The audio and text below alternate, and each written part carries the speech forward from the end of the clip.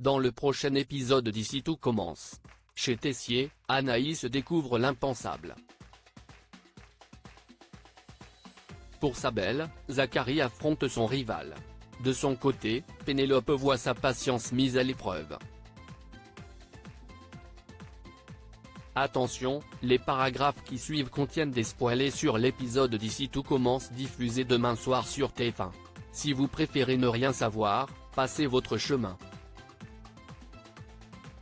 Mercredi 24 avril dans Ici tout commence. Anaïs découvre les manipulations de Tessier installées chez Tessier. Anaïs discute avec lui de ses idées de menu pour le bleu pré avant de se rendre à l'institut avec Bérénice.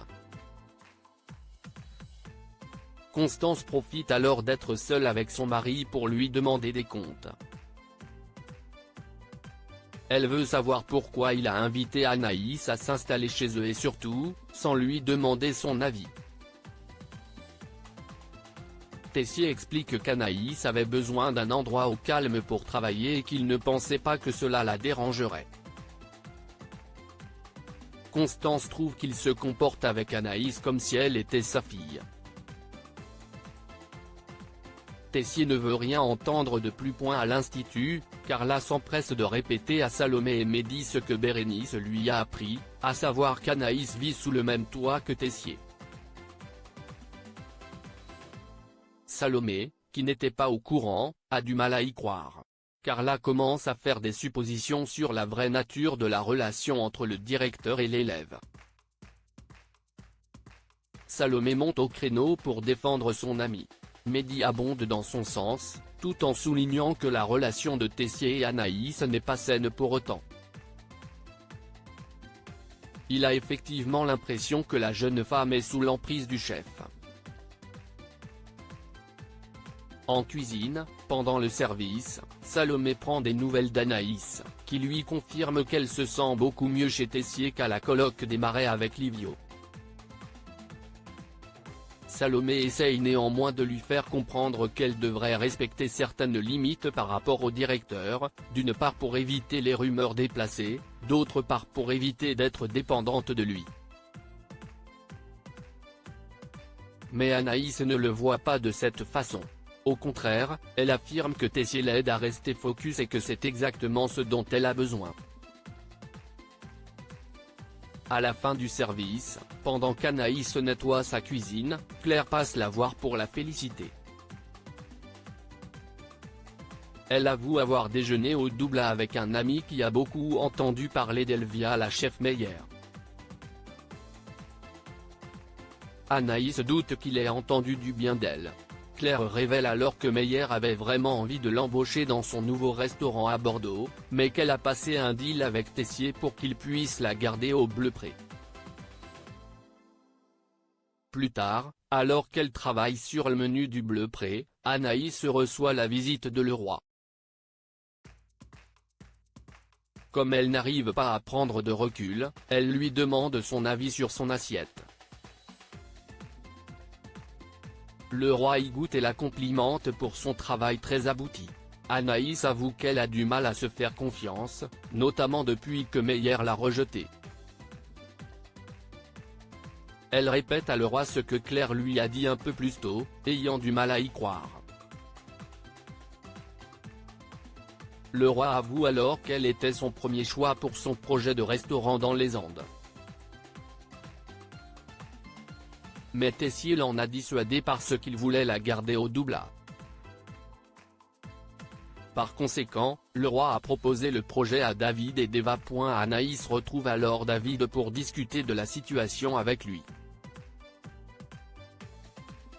Ce dernier pense qu'elle devrait confronter Tessier pour avoir le fin mot de l'histoire. Mais Anaïs estime que c'est difficile de le faire sans preuve. David lui rappelle qu'elle habite désormais chez lui et qu'en fouillant un peu, elle pourrait tomber sur quelque chose. Le jeune homme accompagne donc son ami chez Tessier pour fouiller dans ses affaires en son absence. Anaïs retrouve des propositions de dessert du chef pour le nouveau restaurant de Meyer. Elle suppose qu'il s'agit d'une monnaie d'échange dans le deal dont Claire lui a parlé. De son côté, David tombe sur un autre document dévoilant que Tessier va financer le Bleu Pré en supprimant les masters dès le mois de juillet. Si Rose l'apprend, ce sera la guerre à l'Institut. Tom n'arrive pas à surmonter sa rupture à la cafétéria, Pénélope fait la queue avec Tom. Depuis sa rupture avec Billy, ce dernier n'a pas du tout le moral. Il passe son temps à penser à elle et à se remémorer des souvenirs.